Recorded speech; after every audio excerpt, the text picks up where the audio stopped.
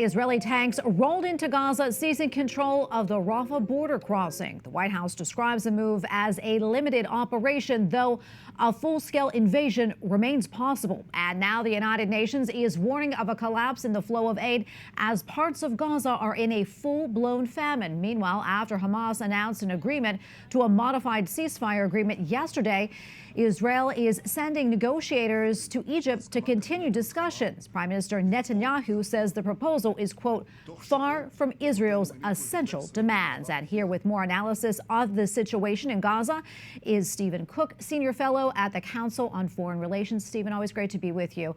As you know, IDF tanks took control of the Gaza side of the Rafah border crossing today. Is this the start of the long-awaited offensive, or is this another warning sign from Israel?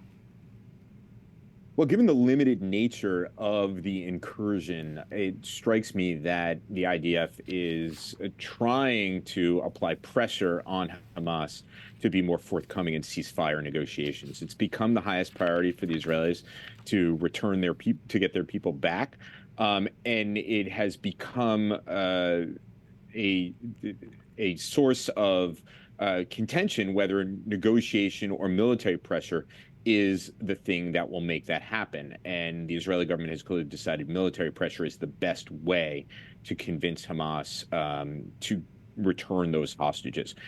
Then again, if these negotiations don't continue, the Israelis are reserving the right to expand their military operations in Rafah to destroy the remaining Hamas battalions that are holed up there. Yeah, and as we heard, the U.S. has repeatedly stated its opposition to the Rafah offensive. If Israel defies that opposition, what do you think that means for relations between the U.S. and Israel? Well, relations between the United States and Israel are obviously tension-filled, and this would be yet another test in those ties. It would not surprise me if either the Congress or the president seeks in response to condition at least some military aid to the Israelis if they were to defy the president on this issue. But they have every incentive to do so. The Israeli government has the backing of the Israeli people for a Rafah operation.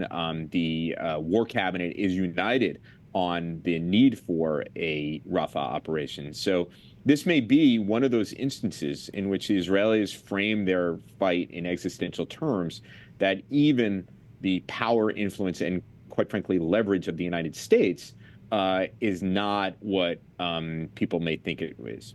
Yeah, and yesterday, we saw that back and forth on that ceasefire agreement. Do you think a deal is getting closer, that is, or is this a little bit of, showmanship from both sides? Yeah, we have been hearing for months that a ceasefire may be imminent, and it never seems to materialize. And that's because there really are no points of commonality or touch points between the Israeli position and Hamas position. Hamas can't give up the hostages. It's its one bargaining chip.